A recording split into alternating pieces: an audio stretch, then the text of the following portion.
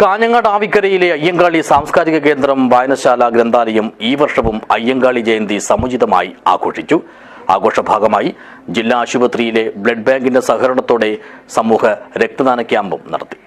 വിവിധങ്ങളായ പരിപാടികളോടെയാണ് ഈ വർഷവും കാഞ്ഞങ്ങാട് ആവിക്കരയിലെ അയ്യങ്കാളി സാംസ്കാരിക കേന്ദ്രം ഗ്രന്ഥാലയം ആൻഡ് വായനശാല അയ്യങ്കാളി ജയന്തി ആഘോഷിച്ചത്. സാംസ്കാരിക കേന്ദ്രത്തിൽ തന്നെ സംഘടിപ്പിച്ച പരിപാടിയിൽ അയ്യങ്കാളിയുടെ ഛായാചിത്രത്തിനു മുന്നിൽ പുഷ്പാർച്ചനയും നടത്തി.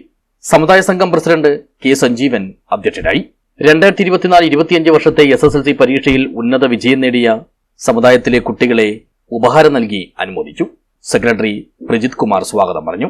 M Ravichandran, M Krishnan, Raghunathan Kavoottan, Rajani teacher എന്നിവർ അയ്യങ്കാളിയെ അനുസ്മരിച്ച് സംസാരിച്ചു. നെയ്യാറ്റിൻകര എന്ന താലൂക്കിലെ വേങ്ങാനൂർ എന്ന ഗ്രാമത്തിലാണ് ജനിച്ചത്.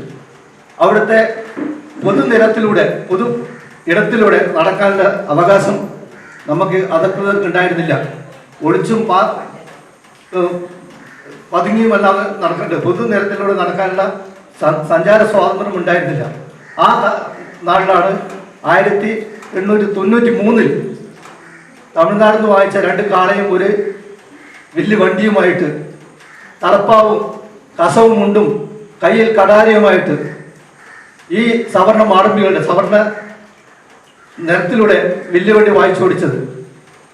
എതിർക്കാൻ വന്നവരൊക്കെ കടാര കൊണ്ട് പേടിപ്പിച്ചും പിന്നിൽ ഒരു അയ്യങ്കാളി പടയെ സംഘടിപ്പിച്ചും ആദ്യത്തെ സഞ്ചാര സ്വാതന്ത്ര്യം നേടിയത് അയ്യങ്കാളിയുടെ കാലത്താണ്. വൈസ് പ്രസിഡന്റ് ശ്രീനിമോൻ നന്ദി പറഞ്ഞു.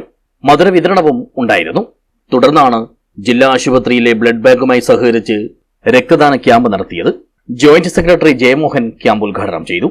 സാംസ്കാരിക കേന്ദ്രത്തിലെ 25ഓളം അംഗങ്ങൾ രക്തം ദാനം ചെയ്തു. M Krishnan, K Ravi, M Balan, T Dinesh Kumar, M Prema, A K ജയന്തിക്കുട്ടി, പ്രിയ സത്യൻ, ഷീജ രവിചന്ദ്രൻ തുടങ്ങിയവർ ദിനാഘോഷത്തിന് നേതൃത്വം നൽകി. News bureau, Kanhangad.